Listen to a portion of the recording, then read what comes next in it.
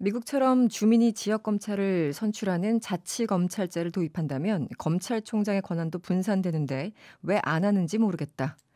네, 다음 달에 임기가 끝나는 문무일 검찰총장이 며칠 전 대학생들을 대상으로 한 강의에서 한 발언입니다. 개인 의견을 전제로 했지만 자치검찰제 혹은 검사장 직선제가 필요하다 이런 입장인데요. 검사장 직선제 등이 포함된 검찰청법 개정안을 발의했던 박주민 민주당 최고위원을 연결해서 이 문제 좀 짚어보도록 하겠습니다. 나와 계시죠? 예, 안녕하십니까. 네, 안녕하세요. 오늘 이 본격적으로 얘기하기 전에 이호 여사 빈소 오늘 가셨습니까? 어떻습니까? 네, 오전 11시 반에 저희 네. 민주당 지도부가 다 같이 가서 조문 드리고 왔습니다. 예. 음, 당분간은 이 정치권의 총성이 좀 멈춰야 될 텐데 이런 생각도 들고 그렇습니다. 네. 네. 이 얘기를 한번 해보죠. 이 최근에 검찰총장을 비롯해서 검찰의 상층부가 국회 패스트트랙에 올라간 검경 수사권 조정안 등에 대해서 강하게 반발하고 있지 않습니까? 이 와중에 나온 검사장 직선제 발언, 이 문무일 총장의 발언에 대해서는 어떻게 생각하세요? 우선 최근에 이제 패스트 트랙에 올라간 검경 수사권 조정안 등에 대해서 뭐 검찰의 상층부가 반발하고 있다. 저는 뭐 음, 그렇게 보고 있지는 않고요. 네네. 굉장히 소수, 일부 검사가 반발하고 있다. 이렇게 네. 저는 보고 있습니다. 그래서 그 부분은 좀 말씀드리고 싶고요. 네네.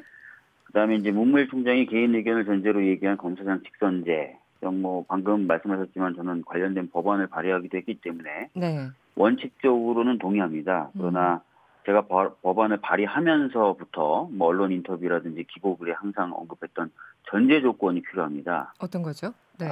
그 전제 조건은 검찰이 현재 형사 절차에 대해서 거의 모든 권한을 독점하고 있기 때문에 네. 그 권한을 우선 분산시키는 것이 필요하다. 바로 음, 그것이 제가 말하는 전제 조건입니다. 예. 네. 관련해서 윤은걸 전주지검장이 그 검찰 내부망에 글을 하나 올렸습니다. 아마 보셨을 것 같은데요.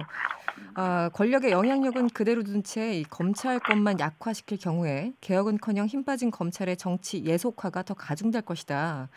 검사에 대한 대통령의 인사권을 보다 제한하고 검찰을 통치 수단에서 벗어나게 해야 된다. 이런 내용이었습니다. 이런 그 내부 반발이 지속적으로 일고 있는 것 같은데요. 이 반발은 어떻게 보십니까? 제가 아까 말씀드렸던 것처럼 뭐 네. 지금 검찰 내부의 다수 또는 뭐 상층부라고 표현될 정도의 숫자 음. 아니고요. 네네. 굉장히 소수의 검사들이 이런 입장을 내고 있는 것으로 저는 알고 있고요. 네. 그다음에 이제 검찰권 약화라고 얘기했는데 정확히 얘기하면 검찰이 가지고 있는 형사소송 절차에서의 권한을 좀 나눈다 이렇게 음. 보시는 게 정확합니다. 네. 아시다시피 현재 우리나라 검찰은 수사권, 네. 그다음에 기소권, 네. 그다음에 공소유지권, 네. 그다음에 재판 결과 형이 확정되면 확정된 형을 집행하는 권한, 음. 모든 권한을 혼자 다 독점하고 있기 때문에 네네. 검찰의 어떤 자의적인 권한 행사가 자주 있었고 또 네. 그런 자의적 권한 행사를 통제할 수가 없었거든요. 그래서 네네. 그 권한을 적절히 기관 간에 분배해서 서로 견제하게 만드는 것이 반드시 필요하다는 겁니다. 음. 예. 그동안 이 검찰 내부에서 이 검사장 직선제가 필요하다 이런 얘기가 있었나요? 예, 사실 뭐 이번이 처음 나온 얘기는 아니고요. 네네. 대검찰청 산하에 검찰개혁위원회라는 것이 만들어졌었고 네. 거기서 2018년도에 한번 논의된 바는 있는 것으로 제가 알고 있습니다. 2018년도에 작년 말씀하세요? 예, 작년에요. 예. 네네. 그런데 2016년에 의원님이 발의를 하실 때 네. 그때는 어떤 맥락에서 하신 건가요? 뭐 당시 제가 기사를 찾아보니까 뭐 재작년에도 뭐 이렇게 공개적으로 찬반에서 토론회도 있고 여러 차례 있었던 걸로 기억을 합니다만. 네. 맞습니다. 이제 두 가지 이유인데요. 네. 하나는 이제 검찰이 너무나 막강한 권한을 가지고 있다 보니까 네. 검찰 자체가 자꾸 이제 독자적인 정치 권력화되는 부분이 있다. 음. 그래서 그런 부분을 통제하기 위해서는 민주적 통제가 좀 필요한데 민주적 네. 통제 방법 중에 지역 주민에 의한 통제가 된다면은 네. 또 다른 문제, 즉 검찰이 국민과 그 지역 주민들의 편에 서지 않는 그런 문제, 그런 네. 것도 동시에 해결할 수 있다. 음. 그래서 검사장 직선제를 발의한 겁니다. 예. 그런데 그 미국 같은 경우는 주가 이제 검사장을 직접 그 직선제로 하고 뭐 카운티 같은 네. 경우는 검사까지 투표로 해서 뽑긴 하는데 네. 우리는 검사장만 이렇게 직선제로 해야 되는 건가요? 아니면은 다른 검사들까지 좀 확대돼야 된다고 보십니까? 사실 이제 그 모든 검사까지 그렇게 하기는 어렵고요. 네. 제가 그래서 법안을 발의하면서 그런 부분도 좀 고민해 봤는데 현실적으로는 네. 검사 지역에 있는 검사장 음. 정도가 직선의 대상이 될 수 있지 않을까 이렇게 봤던 겁니다. 네. 네.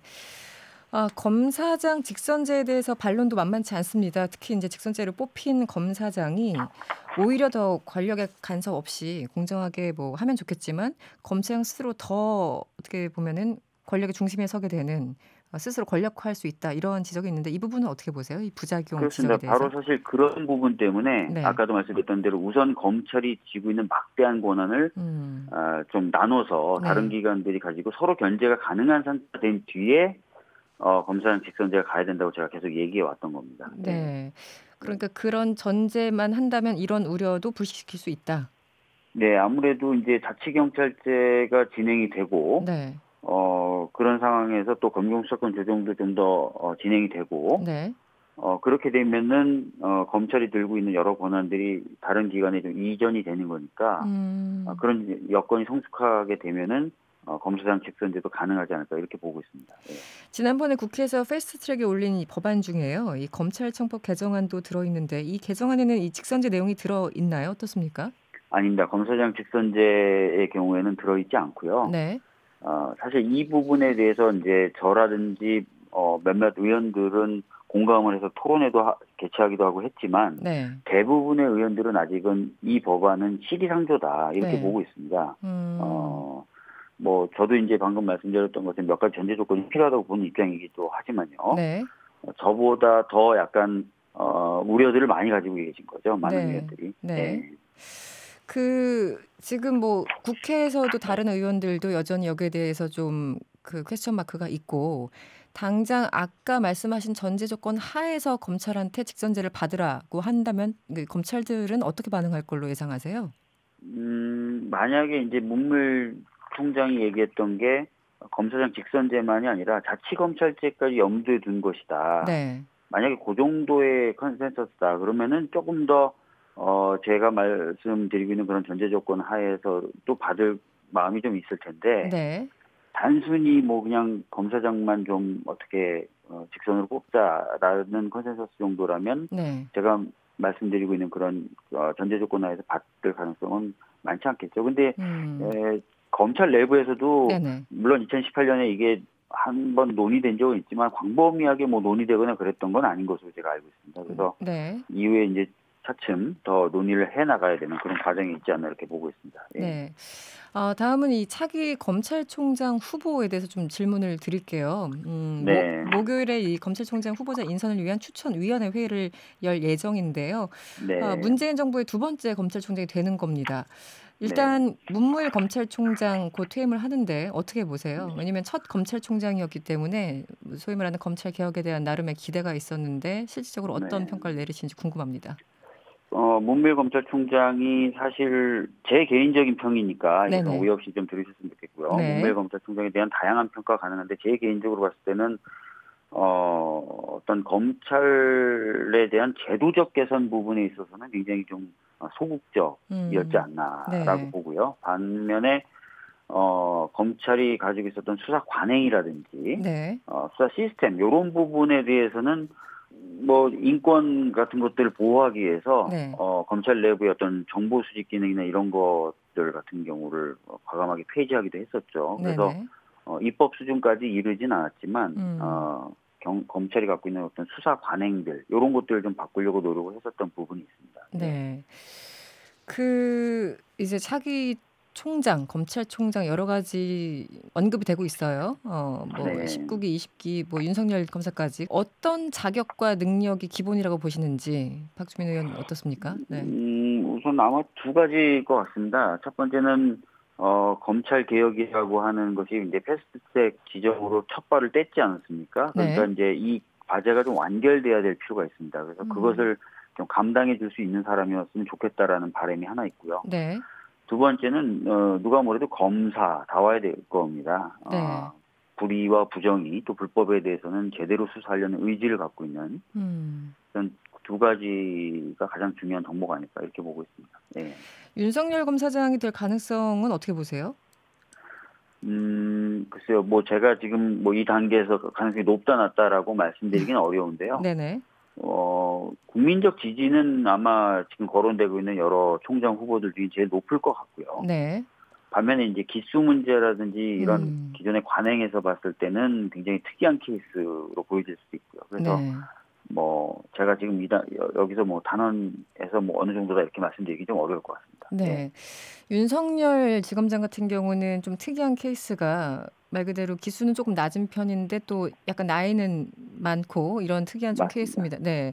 그래서 보통 네. 검찰총장이 특정 기수가 되면 그 위 기수들이 이제 옷을 벗고 나가는 게 약간 관행이었잖아요. 근데 윤석열 지검장이 만약에 검찰총장이 되면은 옷 벗을 사람들이 좀 많아질 것 같긴 한데 어떻습니까? 검찰 내부의 그런 문화도 사실은 좀 바뀌어야 되거든요. 법원 쪽에서는 좀 그런 문화가 깨지고 있어요. 아, 그래요? 네네. 아시다시피 이제 뭐 굉장히 고위법관을 지냈던 분들도 네. 뭐 시골이나 이런 데 가서 뭐 네네. 판사 생활을 하기도 하고요. 네네. 또 대법관들 사이에서도 약간 기수의 변화가 있기도 하고요. 그래서 네. 사실은 이제 그런 식의 문화가 오히려 정착되는 게 필요하죠. 네. 그런 입장이시군요. 이건 어떻습니까? 패스트트랙 법안 뭐 합의 처리 관련 문구 조정에 거의 합의하면서 뭐 국회 정상화가 코앞이다 이런 얘기도 들리긴 합니다만 지금 의원님은 사개특위 위원으로 활동 중이시죠? 맞습니다. 예. 네, 사개특위가 어제 뭐 열렸다가 한 17분 만에 끝났다고 하던데 그 17분 만에 자유한국당 그 측에서 이제 나가서 네. 그 별다른 논의나 소득이 없었습니까? 사실은 뭐 어제 그 자유한국당 의원 간사였던 네네네. 분이 이제 들어와서 이제 의사진행 발언을 통해서 항의를 하시고 나가셨고, 네. 그러면서 이제 간사들 간에 합의가 되지 않아서 안건을 상정한다든지 안건 자체를 심도 있게 논의한다든지 하는 것은 어려웠습니다. 네네. 대신에 이제 참여했던 정당들, 저희 네. 당하고 이제 민평당이 참여했는데, 국회 정상화, 특히 사개특위 회의의 지속적인 개최, 뭐 이런 것들에 대해서 네. 이야기를 하는 자리였습니다. 예. 사개특위 일단 그 활동 시한 연장 문제는 어떻게 풀어가야 된다고 보십니까? 그 부분도 이제 사실은 국회 정상화의 작은 네. 그 논의 대상 중에 하나입니다. 이제 국회를 정상화할 때 과연 사개특위를 연장할 거냐, 연장하지 않을 거냐, 네. 이 부분도 논의하고 있거든요. 그래서 네. 전체적인 큰 틀에서 좀 국회 정상화 논의와 함께 이게 결정이 될 것 같습니다. 예. 기본적으로 사개특위가 만약에 종료가 되면 이건 이제 다른 기존 상임위로 넘어가서 논의를 사실상 처음부터 다시 해야 되는 그런 법사위로 넘어가겠죠. 법사위로 예. 넘어가서 예.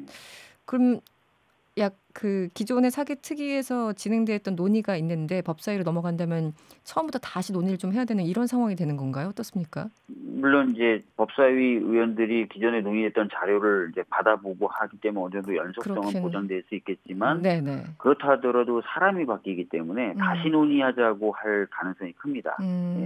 네. 기본적으로 박주민 의원께서는 사개특위를 연장해서 계속 활동을 하고 이 법안을 마무리 지어야 된다고 보는 입장이신 거죠?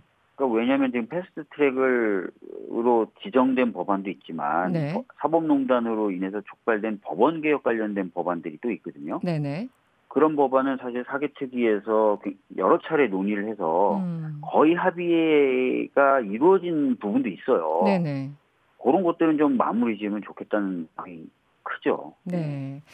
알겠습니다. 오늘 말씀 감사드립니다. 예, 감사합니다. 네, 지금까지 박주민 민주당 최고위원과 말씀 나눴습니다. 여러분의 퇴근길을 꽉 채워드립니다. 평일 저녁 6시 5분 이승원의 세계는 그리고 우리는